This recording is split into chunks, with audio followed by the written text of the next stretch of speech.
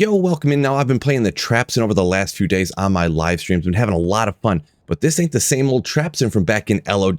They've actually changed some stuff in some more recent patches, and it outputs even more damage now than it used to. So as I jump in, I'm going to go over what I would recommend to do for the stats, the skill tree, and then I'm going to go over the gear that I'm using, and I'm going to give a bunch of different options that you can go ahead and use. You can really mix and match depending on where you're going and what your preferences are. We'll wrap it all up in the end with some example gameplay. There is a little bit of technique as far as it comes to this particular build. Now, first up, we're going to talk about the stats. This is a lot like other characters. We got just enough strength to wear our gear. The gear bumps it up even higher, or I may even, with some of the gear pieces, be able to take some points out of strength here. Just don't want to fully respec to save like 10 or 15 strength to put into vitality. But if you're trying to perfectly min-max just enough strength to wear your gear, you don't put any points in the dex unless you need to wear any gear pieces. And we dumped everything else into vitality, so it's a standard max vita build here in Diablo 2 Resurrected with nothing in energy. Now, for my personal preference, if something isn't a problem, I don't try to fix it. So where I farm, I like going to the pits a lot, and that's where I've been using this particular character. So the resistances being right around a 0, essentially just a tad over or a tad under, it's no problem for me. I'm not going to be running down into the Worldstone Keep or any place like that, some place that has souls. I'm not going to worry about it. So if something ain't broke, if something isn't an issue, I'm not going to fix it. So I go ahead and stack up more damage, more magic find, things along those lines, so when I'm out there magic finding, killing monsters, I can find even more stuff faster. Usually I'll go over this at the end, but hey, we'll just do it now. This build, the way I have it set up and the way I've been using it, we have 200, a little over 200, 213 there on the magic find. Our FCR, we are teleporting around, is at 80. The breakpoints there's one at 99 and the other one is at 65. So we're over the 65. If you really wanted to, you could swap the thing around here and there and go ahead and get that over the 99. You could throw on some Trang's gloves or something like that. I decided not to, and I threw on some gloves that have increased attack speed. So traps are not laid down on the FCR breakpoint, they're laid down on the increased attack speed. So you want to get some of that. That's why it's important here to note, I actually only have 40 increased attack speed. Depending on how godly your gear you can get your hands on, which I'll talk about in just a little bit, you can get that a lot higher and you can be throwing traps down incredibly fast. Now for the skill tree, there'll be a little bit of wiggle room here as well, but we'll go ahead and talk about the martial arts first. You don't put any points here, real easy. Let's jump over to the traps. Now, this is a pretty high level assassin. I think I'm level 9 in the 90s anyway. So I have all of Fire Blast, Shock Web, Charge Bolt Sentry, Lightning Sentry, and Death Sentry all maxed out. Right here you can see Shock Web and Charge Bolt Sentry are synergies for Lightning Sentry. This is where most of our damage initially is coming from, and then the other part is coming from the Death Sentry's Corpse Explosion down here. It does output damage as well, but the Lightning Sentry's damage is so much higher. Really, it's mostly the Corpse Explosion. Also, if you're going at any bosses, or maybe it takes you a minute to take out some of the elites, especially if they're immune to lightning before you have Sunder Charms and things like Infinity, you can throw these Fire Blasts. They actually do quite a bit of damage. So it's kind of like a dual element right there if needed. So yeah, max all of those ones out. Over on the Shadow Distance tree, this is where a little bit of your personal preference is going to come in. So we got 1 point Claw Mastery down to Burst of Speed. Now there is actually 2 base points in it, and I guess I'm going to pump the rest of my points into this as I get them. But this gives us extra increased attack speed, so I use this pretty much all of the time. That way we can throw our traps down faster, they get killing faster, and we can move on to the next pack faster. Now I do have 1 point down to Fade because our resistances are so bad. Let's say hypothetically there is some situation where we want those resistances to be better on this character. I can go ahead and use Fade, just throw it on instead of using Burst of Speed. You cannot use these at the same time. So if you have Fade on, you're going to be throwing your traps down very slowly on this build. But I do have the option for that, so I just put 1 point into it. Another option is to get down to Mind Blast. People like the safety, survivability of Mind Blast. What it does is it kind of like stuns a monster and kind of confuses it. It starts attacking its own around it and stuff like that. So you can go ahead and use that. I don't like having too many hotkeys, and my survivability where I'm running down in the pits is perfectly fine. So if I don't really need it, I'm not going to waste the points to get down to it. Also, if you are one that goes with the 2 claw setup, you can go ahead and put a point into weapons block as well. But that's kind of less common, I think. You can actually shop some pretty decent claws and get some pretty good stuff. Takes forever. Really, there's a ton of other options that people usually go with besides using claws, but just if you do, you can go ahead and put a point here as well. So now we're going to jump into the gear, and I'm going to talk about the weapon last. You'll understand once I kind of go through it. The other gear will probably pretty much stay the same throughout. So right here up on the top, we got Griffin's Eye. This used to be the case where minus enemy lightning res did not apply correctly when the lightning damage came from the traps. But in some more recent patches in the last year or two, or I don't remember exactly when, but sometime in Diablo 2 Resurrected, that was corrected. So now the minus lightning res on the Griffin's Eye does actually help for your lightning traps. A lot of time in the past, even though it didn't apply correctly, they actually threw this on assassins to get some FCR to teleport around faster, even though it was kind of a common misconception that the lightning res wasn't working before. But now the minus lightning res indeed does work. Now down at the armor, we got to teleport out to the pits or wherever you're going faster. In my opinion, Enigma, just an amazing option. Also, even if you're just running around it quite a bit too, it's got faster walk run and all the stuff, all the insane stuff that is on Enigma. I would say this is definitely a go-to right there. Up at the amulets, I decided to go up here with the this particular rare one that I had to assassin a bunch of strength and dex, making up some of the lightning res just so we're not like not negative like 90, and it has some magic find on as well. If you have a 220 amulet, which I actually do have over my inventory, one of the only 220s I've ever found, you could go with that. Obviously, a Mars is an option. High Lords actually has increased attack speed and 1 to a skill along with the lightning res and stuff. So you could throw that on too. Throw your traps down a little bit faster. Now over on the gloves, I decided to go with some increased attack speed gloves. You're not leeching, so that don't matter, but we got a little lightning and a little fire res right there. This is a spot where you could also throw on laying of hands, get some increased attack speed. They're super easy to find. Throw them on there, get the fire res as well.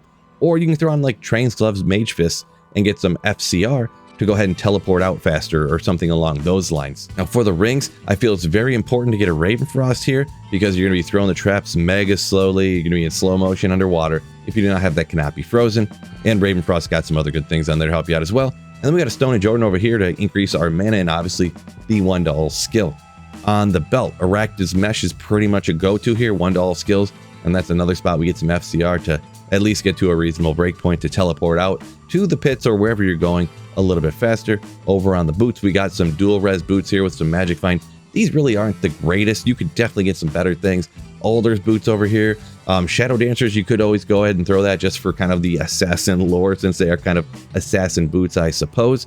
There's a ton of them. War Travelers. There's just pair after pair after pair. It's a lot of the usual suspects over here. Now, as we're talking about the weapons, now what I have been using right here, it's sort of a budget option, I suppose. We got Crescent Moon right here, only takes an but it has minus 35 to enemy lightning res. So this is quite good right here. Another weapon you could go ahead and use is actually self-wielding the Infinity. That way you get the huge minus 50 something lightning res. You got the Conviction Aura on your character, so you don't have to use Infinity over on your mercenary, and you can throw something else over there like an Insight. Now, with this particular setup, I've actually been having some trouble in keeping the mana up, so actually self-wielding an Infinity, I tried it out, throwing the Insight over there. It actually worked really dang well.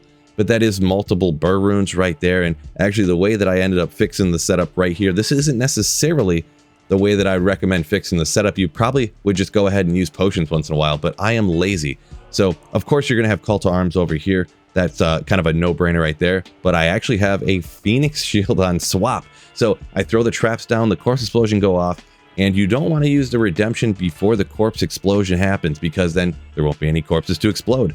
But after everything's dead, you can swap over to here. If your mana is too far down, the redemption brings your mana back and you move on quite literally instantly. So you get the battle order, battle command, and you have the Phoenix on swap over here to get your mana back. That kind of makes up for being able to have the Infinity on your mercenary instead of using it over here. So with this particular setup, we get a bunch more all res for a Spirit Shield over here, hit recovery, faster cast rate.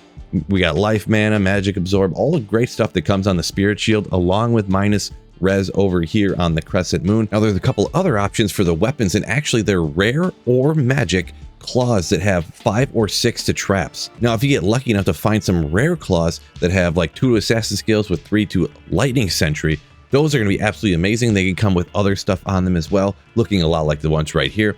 But you can actually get blue magic ones that can actually get 3 to traps, along with 3 to lightning sentry. And yeah, you want to get lightning sentry on them, not necessarily death sentry. If it has death sentry as well, more power to you. Love it even more. but Lightning Sentry is the important one.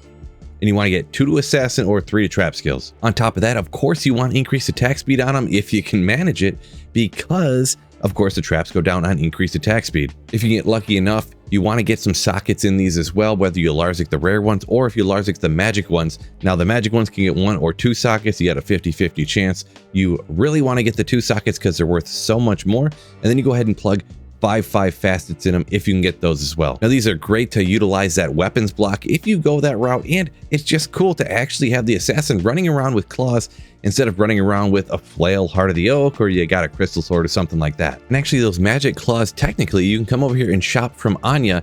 There's not many claws that she ever carries, so you can dive in and out of this portal going out to Pindle, or aka down to Neelithak's temple, and keep spam farming her to hopefully get those claws. I will admit though, this is going to take you a very long time. They're actually incredibly valuable because they take so long to get. Nobody wants to put in all that time and work, but hey, if you got a lot of time on your hands, you can hop in and out of here as fast as you can, hoping to get yourself some of those blue claws. Remember, 2 to Assassin or 3 to Trap skills along with 3 to Lightning Sentry is what you're looking for, also hoping to get increased attack speed. Another great option to go right here instead of the Crescent Moon, you can actually go with Heart of the Oak. It's got 3 doll skills, it's got FCR, so you're going to be teleporting around at the speed of light. It's got the all res, so your resistances are not going to look like mine do on this character currently. They'll look much better, but you lose a bunch of that minus lightning res, which is actually a crazy amount of damage. So it's going to be able to depend what you can actually get your hands on. And that leaves us with what's on the mercenary. And that is right here. First off, important thing for the mercenary, you don't want the cold mercenary because then the bodies could shatter. And then the Death Sentry doesn't have anything to corpse explode. So the might will actually go ahead and have your mercenary kill stuff a little bit faster. So you might as well go with that one. Now we have infinity right here. That's how we get our conviction aura. You only want to have infinity here if you're not self-wielding infinity. If you have the self-wielded infinity, I would go ahead and throw an insight on here, and that would take care of any mana issue you would ever have in the existence of the character. Up on the top here, and Darl's Vestige and Fortitude, Tal's Mask, and a Treachery. Another great option to go right there with the Act 2 Mercenary. Now, how good does this build actually work? Let's go see. Now, first of all, of course, battle order up, and then I'm gonna go put burst of speed on. I always use burst of speed to throw the traps down faster. Let's get out to the pits. So here we are, throw down 4 lightning sentries and 1 death sentry. That's what most people agree upon is kind of the best strat. So 1, 2, 3, 4, and 1 death sentry. That way you get as much damage as possible out of the lightning sentries because you have 4 of those down, and then you get the corpse explosions from the death sentry. So here you go, 1, 2, 3, 4, and in the pits with this build, on players 3 difficulty, by the way, this is a little bit up from players 1. You can definitely clear players 7, 8 difficulty, but I'm a little bit on the lazy side, and you can always find great stuff here on players 3 anyways. Here's a good instance where the mana's a little bit low. We'll swap over to this. Boom, we got all of our mana back, ready to rock. This is probably a ridiculous way to take care of this problem. You could just use some mana potions every once in a while, but if you got the wealth, and if I already had the shield laying around, so I figured why not go for it. Also, if you were self-wielding the infinity, and you had the insight over on your mercenary, you would literally have 0 issue. Your mana never ever drops at any time. There we go. Everything shot down. Redemption popped off. Keep moving along. So you can see just really how well this works. One of the good things I like taking advantage of, I suppose, is when the lightning traps are killing stuff, something will drop that I'll want to identify or pick up. And I'm just sitting here letting them kill stuff. So let's say I want to look at this. I don't really, but the traps are still shooting away, killing stuff, and I'm IDing stuff, picking it up, and moving on. So that particular little instance can help out your efficiency. I think we've seen how good it can do down here in this kind of easy 85 area, the pits. Let's try a little bit of harder area. Once again, battle order up, and let's head out to the Chaos Sanctuary. Here we are, Chaos Sanctuary. These guys are regularly immune to lightning, but they are pretty weak. Throw down our traps, and hey, there they go. Pop, pop, pop goes the bodies, and they're gone. Go ahead and move on. Oh, another champ just chilling over here by himself. We'll just throw on a bunch of lightning sentries, rip him out. Here comes another champ. 1, 2, 3, 4, 5. Zap, zap, corpse, corpse. He's immune to fire. Corpse explosion isn't going to do too much for him, but you know, that's okay. It is half physical, half fire, but you can really see how good this character really works. And if in some instance you were having some problem, you could be using the Mind Blast. Like I said, I don't take advantage of it because I don't feel like it's necessary, like, at all. But if you wanted to, you could go ahead and do that. We'll just go ahead and take out these seal bosses right quick, and I'll show you how fast it can actually take on actually bosses by themselves, so we'll go after Diablo here. Alrighty, Jace went down fine. Here is this other boss over here, Infector. Boom, he's gone. Go ahead and take care of our Phoenix Shield right there. And so what I do is just put one at the point of each star, and there you go. Blast, blast, blast. Pretty quick there, pretty quick kill. No problem. I'm just standing back, letting it all happen. So yeah, the Assassin, a really great character, and it's even better now with some of the changes here, more recently in D2R, making the minus lightning res actually work great for your traps. Hey, if you're new to the channel, make sure you subscribe up, and don't forget to hit the like button before you go, fellas. Peace out, and keep slaying.